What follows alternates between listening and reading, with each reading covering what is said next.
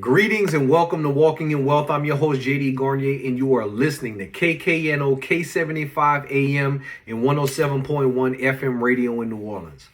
I hope you had a productive week in your wealth creation journey. And listen, the path won't be easy and the road won't be smooth, but we are committed to walking in wealth.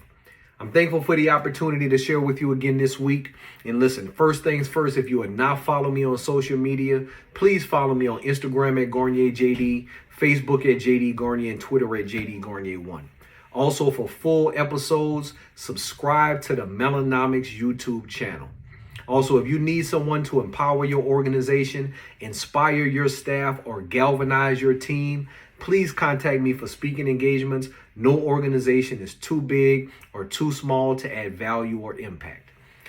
Now, this week, I want to do something a little bit different, and I want to introduce the book of the week.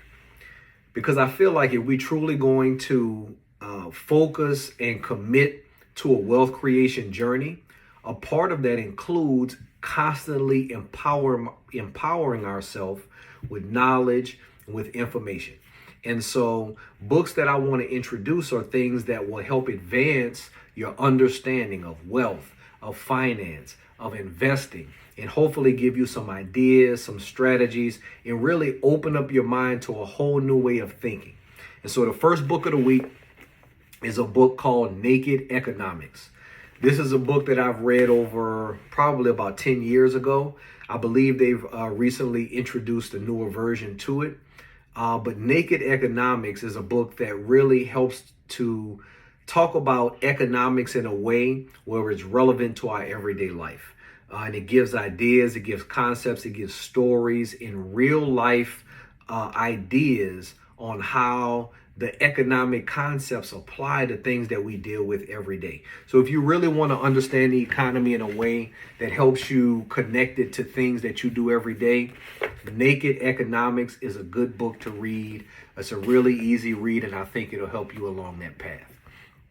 Another thing I want to do different is I want to introduce what I call wealth hacks. Things that you can do almost immediately to change your habit or add something to what you're doing to put you in a better financial position. And so a wealth hack is something that you can change almost instantly or do very easily to advance your wealth creation journey. And so today's wealth hack is a collateral loan. I've talked about credit for a number of times on a number of different episodes. And one of the things that I did when I first committed to improving my credit, improving my reputation, is something called a collateral loan. If you understand credit, if you understand what creditors look at, one of the things that they look at is your ability to pay back your debts. And when I first started, I had terrible credit. I had a bad track record. And a good way to add or advance or improve your track record is something called collateral loans. When I had terrible credit, no one would loan me money. And so one of the things that I did was build relationships with my credit union and with smaller banks. And normally larger banks or larger institutions don't offer these unless you have a certain amount of money. But I had a relationship with a local credit union. Basically, I just put $1,000 in the bank in the savings account. Once I had that $1,000 there secure, I asked them to borrow $1,000 against the money that I had secured there and use that $1,000 as collateral. For a bank or a credit union, that's almost no risk because if you don't pay the loan back, they have access to your $1,000 as collateral to pay back the debt. So it's very little risk on their part. But you can borrow against the money there to use it however you want to. So what I would do is take a collateral loan and take the $1,000 that they would give me. I would pay back the monthly payments for 4 or 5 months. And I didn't use the money for anything. I just wanted to establish a loan. And I would pay the monthly payments back for 2 or 3, 4, 5, 6 months. And at the end of that time, I would pay the loan in full. Well, on your credit report, it doesn't show that it's a collateral loan. What it shows is that you took out an installment loan from a bank and paid it back in full.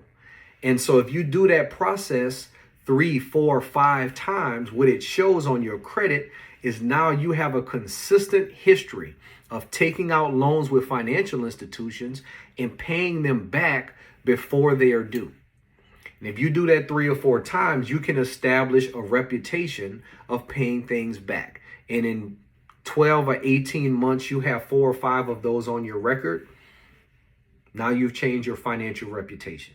So that's the credit. That is the wealth hack for this week, collateral loans. So now let's get into today's topic.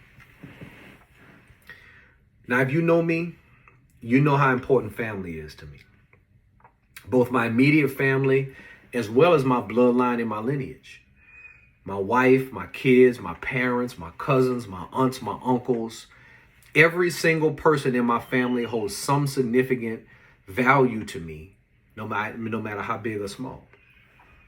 And I truly believe that the foundation of who you are is based in the roots of your family. So it's important to have a direct relationship with the people that make up that family. To be the best version of yourself, I really believe that you have to have a connection to, an understanding of, and an appreciation for your family. Have you ever heard a story from one of your relatives that revealed some of your family history, or something that one of your forefathers or mothers did, and you said to yourself, wow, that sounds just like me. That's where I got it from. Understanding the dynamics of your family is so important in knowing who you are because of the hereditary nature of human beings. So much of who we are is a combination of natural physical and mental gifts, intellectual abilities, and biological inclinations and habits, all directly connected to our bloodline and our lineage. In other words, you get it from your mama or your dad. But being connected to your family helps to reveal your origins and helps you to understand yourself that much better. The story of how you came to be is told through the lives of your family. And I know that's easier said than done for some of us because of our family situation, of things that may have happened to you, people that have let you down, people that betrayed you, people that were not there for you. None of us is perfect. And so before I get into today's topic, I just want to touch on that for a second. Listen, I don't know what your family situation is. I don't know what you've been through, but we only have one life to live. And one of the most impactful tools that I've used to help me keep moving forward in life is forgiveness. Forgiveness releases you from the bondage of resentment, of hurt, of anger, of revenge, and all of the negative emotions that can destroy your life. And so before I talk about today's topic, if you have family that's close to you, that has hurt you, that has betrayed you, somebody that wasn't there for you when they needed to be, I want to encourage you that the only way that you're going to move forward in life is to forgive. The person that hurt you cannot heal you. The person that hurt you does not have the power to heal you. You have to heal from within. And the first step in doing that is forgiveness. Why is that important? Well, if we're really going to have conversations about generational wealth, we have to be more intentional about keeping our generations connected. Having a collective understanding of the values and principles that your family is rooted in inspires a person to carry on that legacy by building on those values. Now that becomes harder and harder in this modern family when we all divided, when we hold grudges, when there's trauma or neglect or abuse. But the person that hurt you cannot heal you. The person that is responsible for your pain or your hurt does not have the power to heal you. You have to heal from within. And the first step in doing that is forgiveness.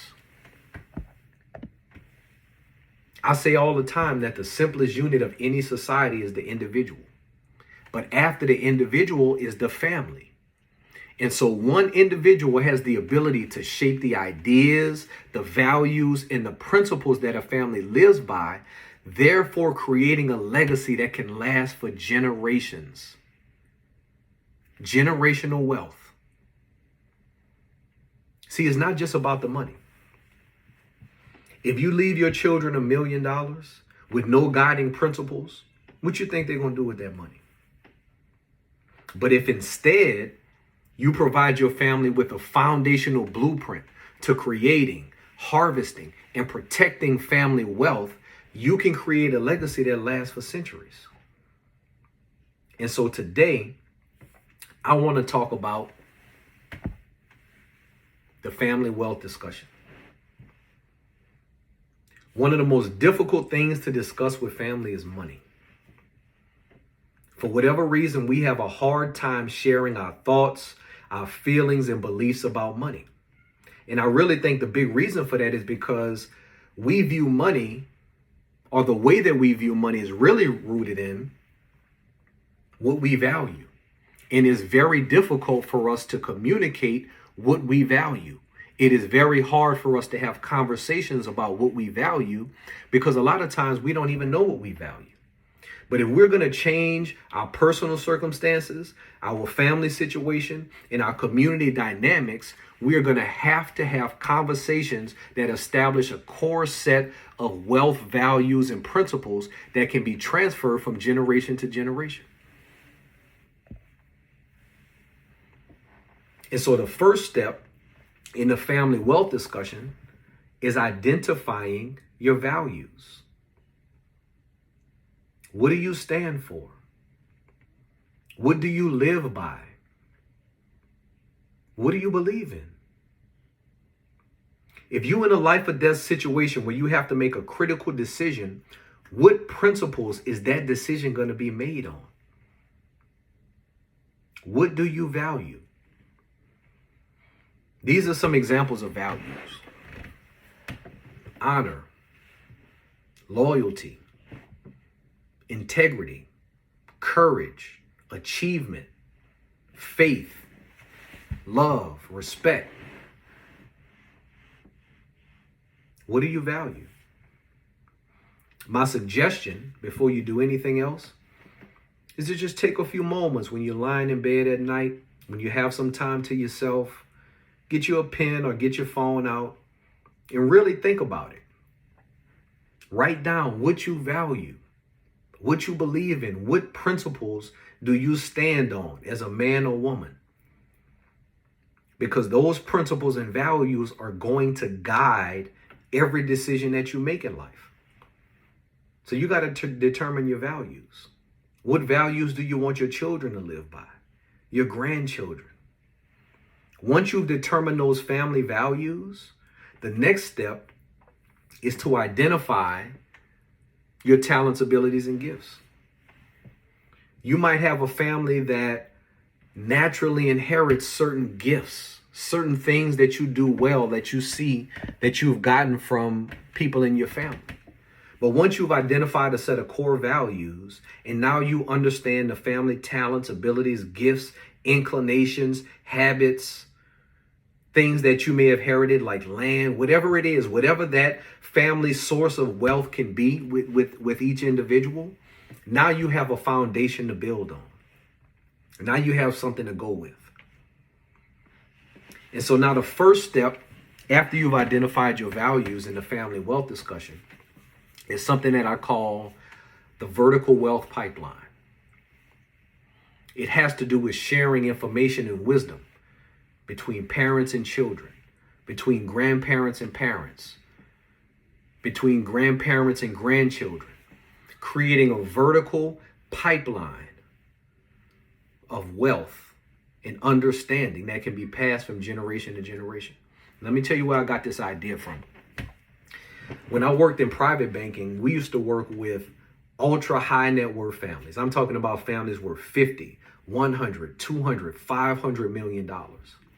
And one of the things that we would do is if the patriarch or matriarch of the family was about to come into a liquidity event, when they were about to come into an event where they were about to receive $100-200 million payout from selling their company, from doing some business deal, we would bring them in with all of the stakeholders of that person's family, their children, their grandchildren, their in-laws, in some cases their parents. We would bring them all into a conference room, or we would rent out a space at a hotel, a conference area. And the main goal of that was that the person that was the source of the wealth, it was extremely important that they communicate the family values to everyone that was going to benefit from that wealth. Not just the money, but the things that they valued that allowed them to be in that position. And they wanted everyone in the family to understand the values and the things that they cared about. Because if they were going to benefit financially, they had to carry on that family legacy and those family values to the next generation. And so when I was sitting in those meetings, I would be thinking to myself, this is something we need to be doing in our community. We need to be establishing a set of core values and principles that we can pass from generation to generation. Because again, if we just leave our family some money without any guiding principles, what do you think that they're going to do with that money? They need wisdom. They need understanding. They need values. And so my suggestion is this. With the family wealth discussion, bring your family together, just the people in your house. You know, if you have other people that you're extremely close with, you know, brothers, sisters, parents, grandparents, just have a casual meeting and have a discussion about your ideas and opinions about money. It's something that's very difficult to talk about. But if you formalize it, just have an open discussion.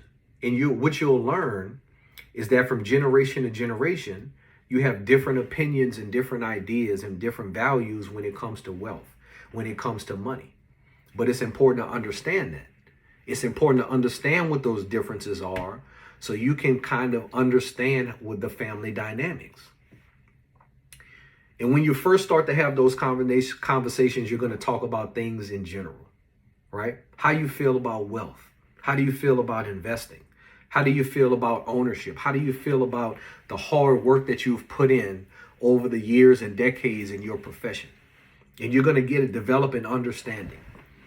But once you have a few of those top line conversations talking about general ideas and topics, then you can start to have some really specific conversations.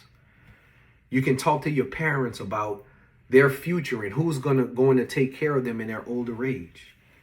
You can talk to your children about what their ideas are, their plans for, their vision to build wealth. You can have conversations with your spouse and have some understanding about what each of your vision is. But we have to be able to have these conversations with our family to create generational wealth. Because if we're doing it all of ourselves and there's no understanding or mutual agreement on family values, what's the whole point? How are we going to create generational wealth? How are we going to create a pipeline from generation to generation to pass that wealth on? And so the goal of vertical wealth pipeline is to establish a vertical pipeline of family values and principles and create an intergenerational flow of wealth, an intergenerational flow of resources, of knowledge, of connections, of relationships.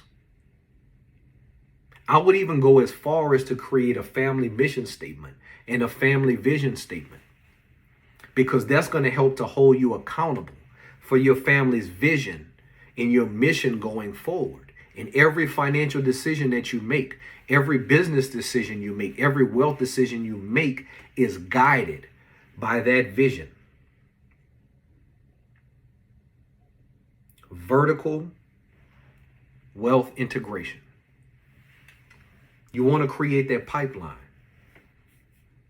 All of the hard work that your parents and grandparents been doing for the last 30, 40, 50 years, any assets that they've accumulated. You want to have some understanding of that so that you can carry on that legacy, both financially and intellectually and emotionally from a wisdom standpoint. You want to take that knowledge and information and you want to pass that down to your children. So your children have a fundamental and foundational understanding of the family values and wealth. What you care about, what's important to you, what made your family special and unique, what talents and abilities that you guys have naturally. You want to have those conversations. I actually have a client that does that. They meet with their family on a monthly basis. And now they're at the point where every month they talk about business ideas, what each person is doing, what their vision is, and what the other family members can do to support, to advance that, to make that better. And I suggest that we start doing that. We want to have that family discussion. But once you've created that vertical wealth pipeline, the next step, or the next thing that we want to do, is we want to create a horizontal wealth pipeline. The vertical goes from generation to generation, but the horizontal spreads out through the community. And now we engage people that we interact with on a daily basis, on a weekly basis, our friends, our colleagues, people that we interact and do business with. And you want to create a pipeline where you're sharing information, where you're sharing understanding, where you're learning from your brothers and your sisters what they're doing. Because not only do we not talk about money with our family, many times we don't talk about money with our friends and our colleagues because we don't want people to know what we're doing. And so we don't ask them what they're doing. But that's a mistake because we can learn from one another. And the biggest benefit from the horizontal pipeline is if you're only getting information vertically from generation to generation, you don't know what you don't know. There may be information that never penetrated your family. There may be ideas and opportunities that never penetrated your family. But now if you're sharing information throughout the community, now you may learn something new from your brother, from your sister, from your friend, from your colleague, from your coworker. And now you can bring that information into your family and share it with your family. And now you're adding to the pipeline. You're adding what you're learning in the community to the pipeline to constantly create that intergenerational flow of knowledge, of wealth, of wisdom, of opportunity. That is how you build wealth in a community.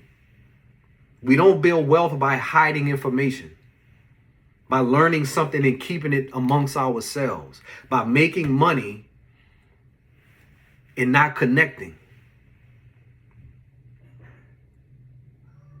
And so horizontal wealth pipeline has these same open discussions with the people that you engage with, the people that you travel with, the people that you hang out with, the people that you spend time with outside of your family. We learn from each other. Hey man, you just got married. Is your family protected? Have you updated your insurance? Have you checked all of the beneficiaries on your retirement accounts? Hey sister, I know you just moved from this new city. Have you maximized all the stuff that's going on with your employer? Who are you using to help you with your legal matters? Who are you trusting to help you with your financial matters? When we're sharing information like that in the community, that information is being spread throughout. And then we're also creating pipelines through generation to generation. And any information that's not getting passed from each generation is being gathered throughout the community. And eventually, it becomes a steady flow of wisdom, a steady flow of wealth. And now it's not just all about ourselves. It's not just all about us. It's not just about me. It's about us. That's why the family wealth discussion is so important.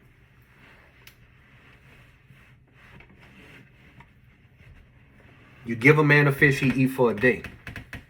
But if you teach him how to fish, he eats forever. We need to be teaching one another. We need to be sharing with one another. We need to create that pipeline, because we keep talking this generational wealth talk, but then we just trying to get money on our own. We keep saying we want to create generational wealth, but when we get money, we want to keep it to ourselves. That's not how you create generational wealth. By hiding information. You create it by passing on wisdom, passing on knowledge, creating that vertical pipeline. So we have to be open with these discussions. And some of the conversations will not be easy. You're not going to agree on everything. But that transparency is going to help you grow. That's why you want to understand your values. Because at the end of the day, every financial decision that you make, every life decision that you make is really dependent on what you care about. What's most important to you? What do you value? But if you don't know what you value, you don't even understand the decisions that you're making. But it's easier to understand those values when you have some guiding principles and understanding and connection and link to the people that share your lineage. And so the family wealth discussion is a little bit deeper than investment ideas, business strategies, credit tips. The family wealth discussion has to do with that wealth mindset that I talk about. That wealth mindset that is focused on creating wealth, owning resources, leveraging assets.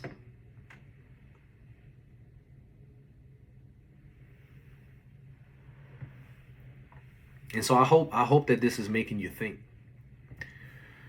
Because, I've said this before, in this capitalistic society, we're paying for capitalism, but we're not participating in it.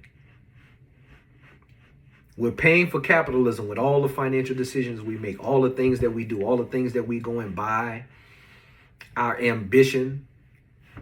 We are paying for capitalism, but we're not participating in it.